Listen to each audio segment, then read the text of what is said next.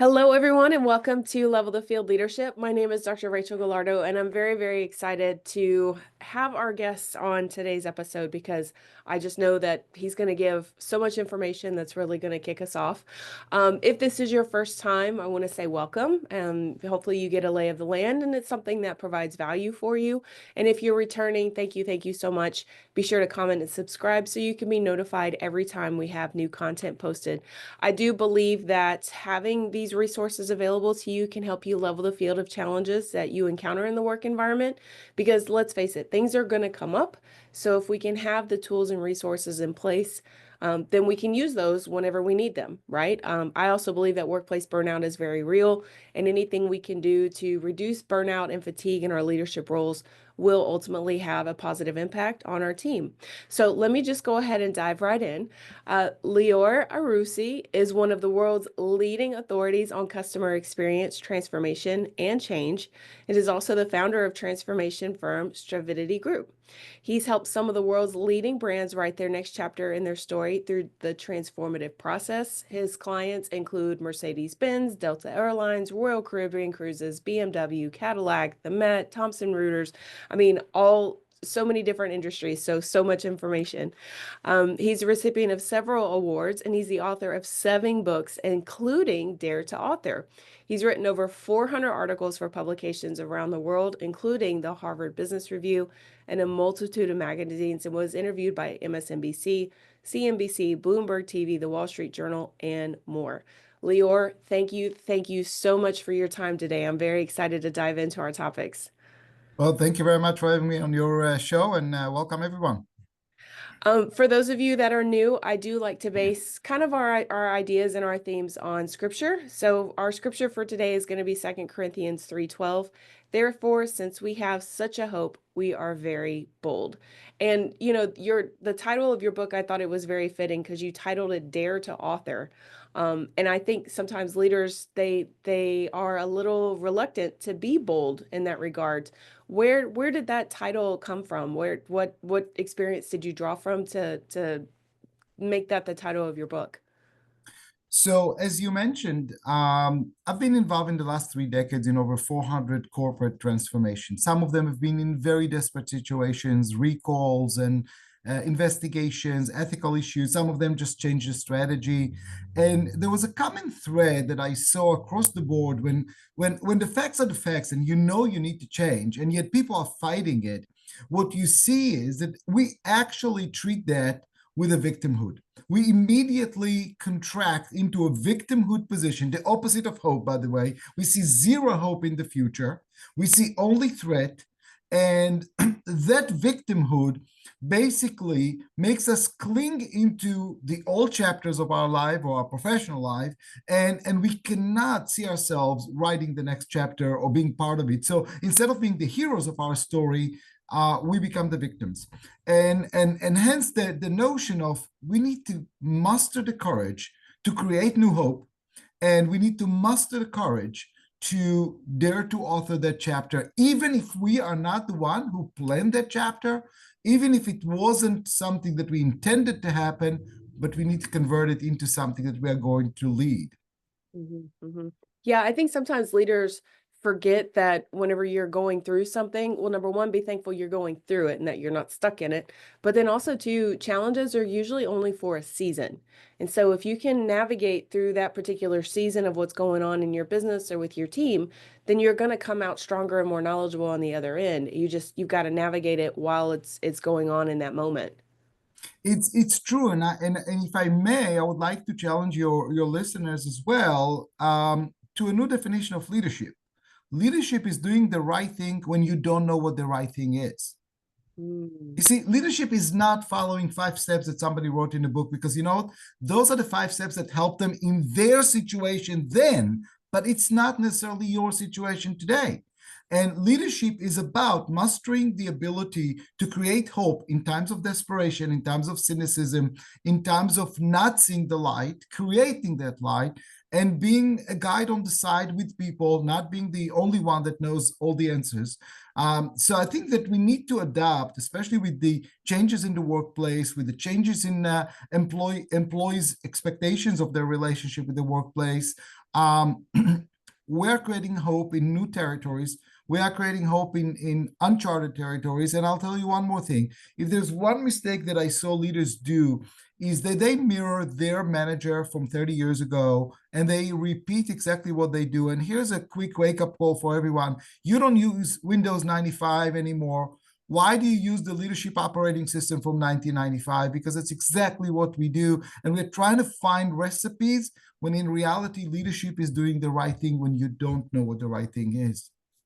Oh, I absolutely love that because a lot of times leaders do think that they have to have, like you said, that 5-step plan, and now all of a sudden everything's gonna work, and that's just not realistic.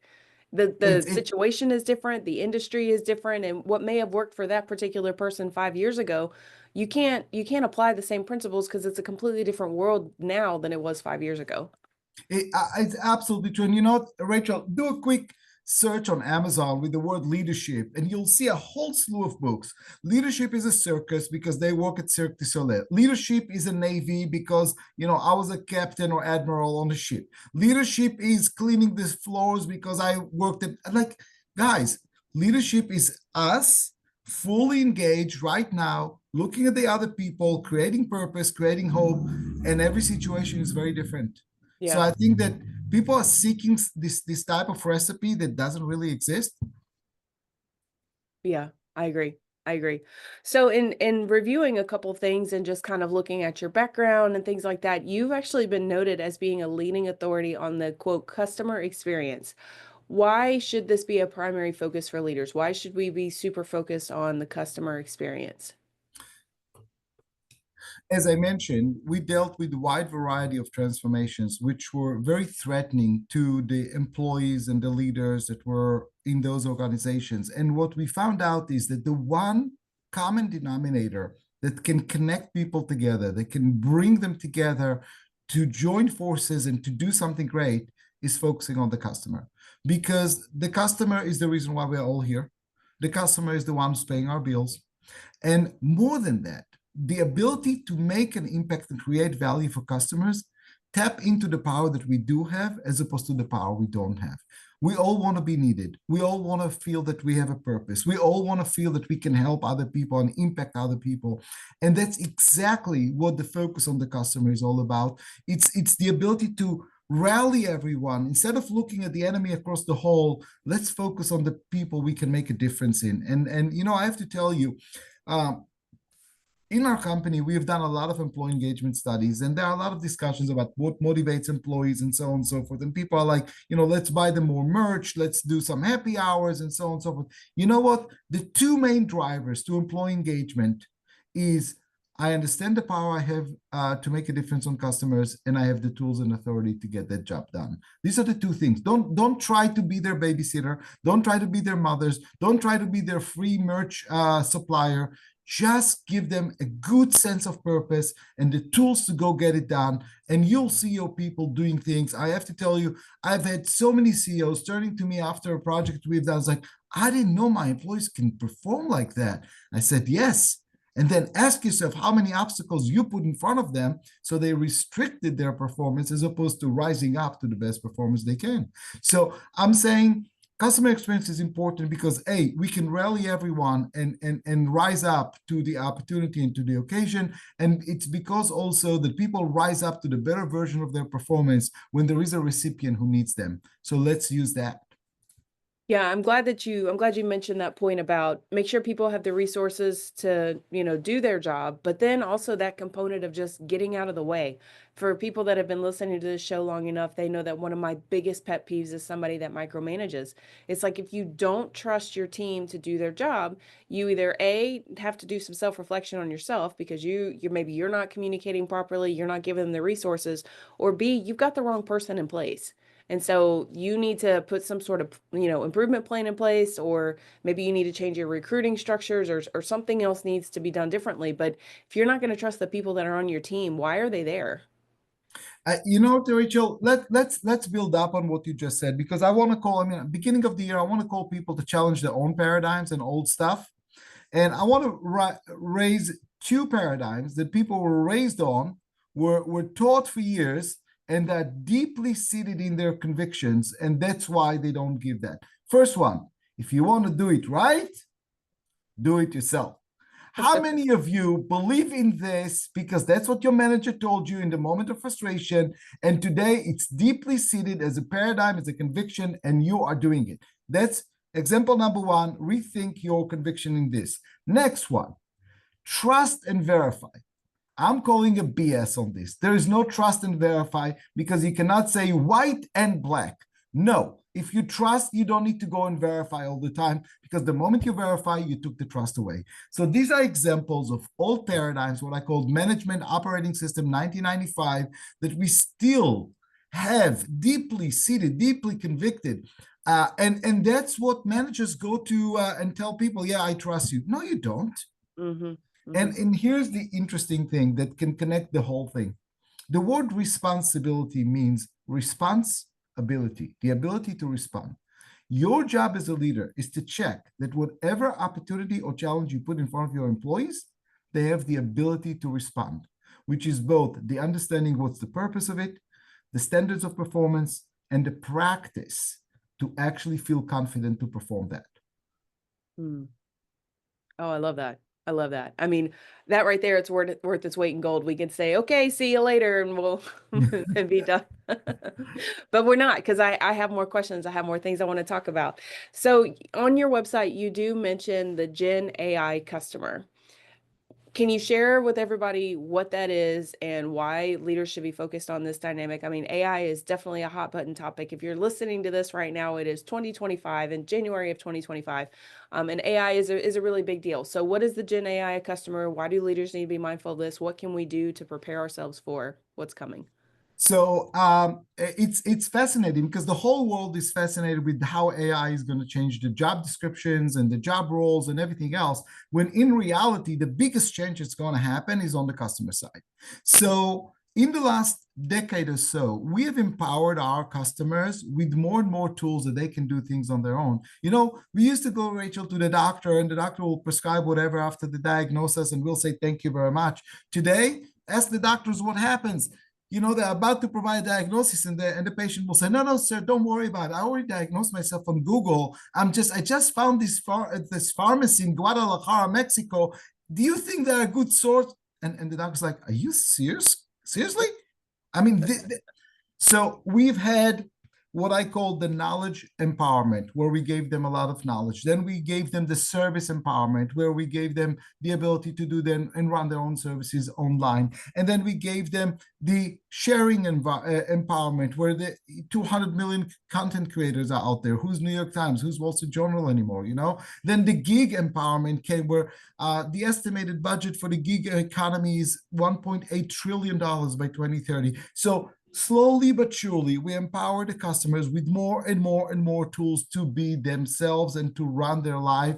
And then came Gen AI. And Gen AI basically did the tipping point of empowerment, which is creativity. Now you can write your own books, you can write your own articles, you can create your own pictures. Who needs artists? Who needs authors? Who needs anything? And my argument is that the Gen AI empowered customer is now becoming what I call the one and only, a very, very self-confident. They are their own brand, and all the others needs to be now aligning to who I am as a brand.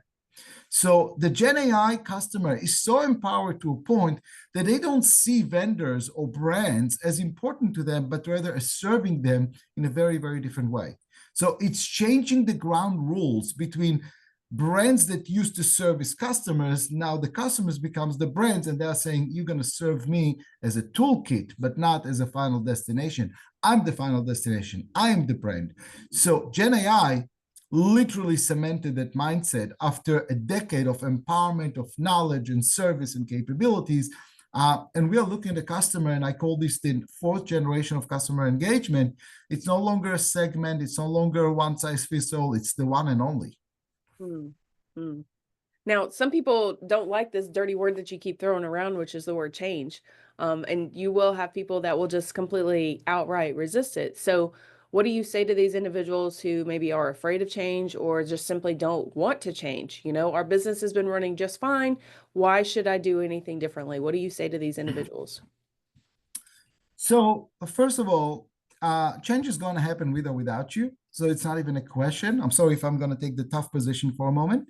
So change is going to happen with or without you. The question is, are you going to be a leader, a follower, or you'll get out of the way? That's it. These are the three options that you have. Now, the future belongs to companies not that creates better products, not that creates higher quality services, but rather adapt faster into a fuller scope of change. That's where the future relevance is going to be as an individual or as an organization. Now, here's what I learned about the challenge with change. When we as human beings hear the word change, we equate it with a negative judgment on our past performance. So we think that the moment you tell me, okay, we're going to move to a new software, we're going to use Slack now, but in the past we used to use something else. And I'm like, no, but I have my Excel. I use my Excel sheet for 20 years. So what are you saying, that this was a mistake? And what they do is they equate this with the negative judgment of something they've done for 10 or 20 years, and they're saying, this is too much for me. I cannot go and cancel 20 years of my life and call them a mistake. It's just too much. And that's the part that the whole change management world is not understanding. It's not a fear of the future. It's a fear of, what do I do with my past? And part of our process, and I talk about it in the book, in Dare to Author, is the ability to separate the purpose of what we do from the tools that we use. And the moment that you see that the purpose continues, it's just the tools that evolves, then it frees you up to actually look at it not as an identity threatening, but rather as a tool change. And the moment we see it that way, then it frees up, it opens up new ways of for people to look at it. But the reality, and the harsh reality, is that change is happening with or without you. And the only question on the table is not if it's going to happen. And you can try all the victimhood that you want, to apply toward change. It's not going to help anything. The Mm-hmm. only question is, are you going to leap? Are you going to follow? Or are you going to get out of the way? Mhm, mhm. Yeah, and I think some people have been burned by change in the past. You know, they thought that this was gonna be a really great thing. They got on board with it. They did all the training, the development for it, and then lo and behold, they get 4 years down the road and realize this was a terrible thing that we shouldn't have done it. And so I don't want to waste my time, effort, energy, resources doing something that could very well potentially just be something that I end up tossing by the wayside anyways. It can be hard to really embrace that, especially if you've been burned by change in the past. So, excellent point. We don't throw away change; it's experience. You see, part of the whole notion of dare to author. I'll give you a simple example, Rachel. So during COVID, I got clients calling me freaking out, like, Lior, we don't know what to do. How do we handle this? This is unprecedented, and so on and so forth. And we had a discussion over that. And I said, here's the issue. Your mindset is that it's unprecedented, which is factually correct, but it's not going to help us moving forward. Because when you say unprecedented, you also say, I'm clueless, I'm helpless, I don't have tools. So I said, let's try to visit the last time that you had an unprecedented event in your career and see how you survived it. And for many of them, it was 2009, the financial crisis. Mhm, So we mm, went there. At that point, we are removed from the situation. And we literally wrote a book. What was the threat? How did you feel about it?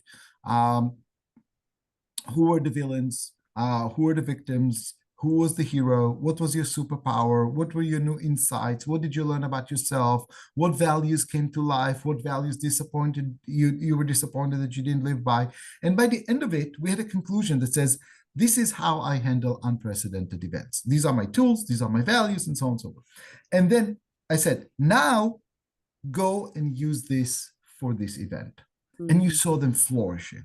What happened is the whole notion of authoring your life story is converting old experiences into future tools and into future resilience. It's not about journaling your emotions. It's not about writing a chapter that you'll publish on a website. It's the constant process of converting old experiences into future strength and into future tools. And my argument in the book is the answer to the future already exists in your past. You just need to go and convert it. You left them unfinished. You left them unlearned. You left them unprocessed. You left them undistilled. And that's why you feel helpless right now. Because I believe that in life, we're always being placed at the juncture where we are needed the most and where our skills are most relevant. That's where we can perform with purpose. When we are needed the most and when our skills, and we're the only people who can do this. We're the only one with the gift to go and create hope in that specific moment. We just need to learn how to convert the old experiences into our future strength and resilience. And therefore, to someone who says to me, we've tried some other things and it didn't work, my answer is, it did work, you just didn't learn. What did you learn? What tools did you develop? What values did you shine? What purpose did you fulfill? You are work in progress. We are all work in progress. It's just that oftentimes we take those unprecedented events, we just survive them, and we don't try to thrive through them. And the thriving is that conversion into the future. Mm-hmm, mm-hmm. As you're talking about all of that, I'm just thinking in my world of IO psychology, we talk about Albert Bandura and self-efficacy. And everything that you said is literally that definition. You know, remember the things that you did in the past and use that as your ability to harness whatever you're going through now. So that way you can make a plan and do what you need to do. And quite frankly, you may not know what the next like 4 or 5 steps look like, but at least just make the next right step, do the next right thing, and then assess what's going on and then take the next step after that. And you know, baby steps are still steps. You don't have to run a marathon, but as long as you're moving forward and you're not being stagnant, at least you're making progress towards whatever it is you're trying to accomplish. It's absolutely correct, and people usually challenge me with, yeah, but what about if I God forbid an illness or or something, I got fired. I'm like, so what do you say? Well, these are events I didn't plan. I said, you want to talk about events you didn't plan? Your parents didn't ask you if you want to be born. Your Mm, parents didn't ask you where to live. Your parents didn't ask you where to send you to school. Life is full of unplanned events. That is not the exception to the rule. That is the rule. right. That is the rule. So what are you telling me? You're not But special. yeah, you're not special. But here's the thing. The thing is that if you do not choose to be the author of your life, if you do not choose to be the hero, you will become the victim. And you will hate the story that will be written, because the story that will be written will be based on your biases, your prejudice, your fears, and it will be a story that you will not be proud of. So my main point in the book, which by the way, the book has a lot of prompt questions in order to help people actually write their chapters and stories and so on and so forth, is it is a choice to become a victim and it is a choice to be a hero. And if you don't choose a hero, you are choosing victimhood. Be aware of that. Mm-hmm, mm-hmm. Yeah, and to your point, you want to make sure that you're the one writing the narrative. You know, you don't want somebody else to be the author of your life. You know, we only have a certain number of heartbeats, and I personally believe that we're all given certain gifts and abilities and that we should use them to the best of our ability. But if we don't author that story, somebody else will. And I know that I certainly don't want somebody else writing my life story, and other people shouldn't want that for themselves either. Absolutely. And let me give you an example. Are you familiar with the Monet's work, the famous water lilies pictures of Claude Monet? It's one of the most famous. So any one of you guys, take a look, Claude Monet, take a look at the water lilies paintings. Okay. Oh yeah, And the water. Yeah, yeah, yeah. I know the water. yeah, Yeah, a lot of people, if you're an art institute and you want to make money, you bring Claude Monet's pictures, you do an sure. exhibition, you make tons of money. Yep. Claude Monet painted those pictures in his 80s. Wow. Okay? I did not know that. Yeah, the Guggenheim was designed by a 92 years old architect. There's a chapter in the book dedicated to how do you author your chapters? Are you authoring them in order to close your life, or you're an ongoing experimenter and the best of your life is yet to come? So Mm, if Claude Monet can shine in his 80s, we can all shine. We can all turn every decade into the next best decade. So the question is, are your chapters closing opportunities for you? Or are they opening opportunities for you? Are they strengthening you? Or are they weakening you? Is your experience shrinking the windows of opportunities for you, or they're creating new hopes because you're smarter and you know where you're heading with that? So it's about the small steps, but it's the big picture of how do you see your life coming to fruition. And if you don't author it, I will guarantee you that your hope will shrink. You'll be more cynical. You will point to all the failures as proof points for why bother trying something new, and it will shrink and shrink and shrink and shrink. When you are the author, you're constantly exploring new opportunities because you're coming from a position of strength. You know who you are, you know what your superpower. You are actually distilling more and more where you should apply your skills and capabilities, because that's where you make the most impact. Mm. Well, you have inspired me. And by the time this comes out, there'll be a couple people that maybe will have given up on their New Year's resolutions. But I'm hoping that after hearing some of the things that you had to say, that maybe they'll reignite some of those goals and we'll use that to move forward for 2025. Um, I like to turn the show over and give all of my guests a 2 minute what I call the shameless plug. So I'm going to turn it over to you for the next few minutes. And if there's anything that you want to talk about, anything that we haven't already addressed, or anything you want to share with our audience, feel free to do so. So I want to say one thing to your audience. The fact that I wrote a book about authoring the story of your life doesn't mean that I'm not challenged with doing that. Okay, for me, it's a work in progress. So I don't think you should assume that because somebody wrote a book about something, they already mastered that. We are all work in progress. And in that book, by the way, I opened up in more ways than I've done before in order to give people permission to be vulnerable and so on and so forth. Um, my message to all the leaders: drop the invincible leadership attitude. Nobody wants to follow an invincible leader, because if you're invincible, if you know all the answers, then why should I put myself out there? If you have all the answers, I'm going to go and take my talent somewhere else where people actually need me. Make people feel that they're needed, and invite them to a journey. And the story is a way for you to connect them, because people don't live in facts, they live in stories. Stories is what activate and mobilize people. So please dare to author and share as leaders, because your employees need you. If you want to be inspired more, if you want to explore more about the AI customer, go to liorarussy.com. That's where all my articles are available, videos and everything else. So feel free, enjoy them. I curate them and put them out there. You can follow me on LinkedIn, where I put the latest and greatest thinking out there. And definitely get yourself there to author, start working on your own chapters, and give it to someone you love. Because if you see somebody who's acting with victimhood, it's time to remind them that this is a choice, and it's time to choose to live life with victory over victimhood. Well, Lior, thank you so much. And I'm going to put all of your social media information, website, all of that is going to be found in the show notes. If you are not connected with Lior, I strongly recommend that you do so. In the time that I have connected with him, I have truly been inspired. And just, sometimes you need people that can kind of reinvigorate you and give you a new perspective, remind you of goals that you've had. And I can 100% say that in following you on social media, I have done that for myself. And so I would never tell somebody else to do something if I haven't already experienced it Thank you. myself. So thank you so much for that content. Keep putting it out there, because I know that you're doing good things, not only for organizations, but just for people in general. And I just think that it's a really positive message that a lot of people will really benefit from. So thank you so much for doing that. Thank you very much for inviting me on the show.